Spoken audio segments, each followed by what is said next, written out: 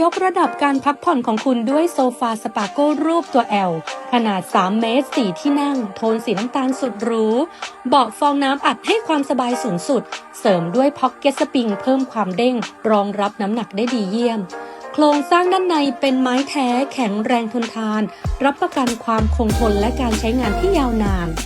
ผ้าห่มเบาะเกรดพรีเมียมลวดลายสวย และไม่ได้มีแค่สีน้ำตาลตัวนี้เท่านั้นนะคะ เรามีโซฟาให้คุณเลือกมากมายกว่า500แบบเลย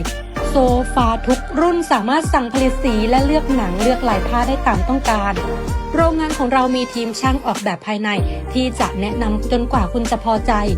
สินค้าคุณภาพเกรดมาตรฐานโรงงานใส่ใจทุกรายละเอียดค่ะเพื่อให้คุณภาพโซฟาดีที่สุดอย่ารอช้าทักมาหาเราเลยค่ะเพื่อเลือกแบบเลือกลายโซฟาที่คุณต้องการเราใส่ใจพร้อมบริการทุกขั้นตอนค่ะ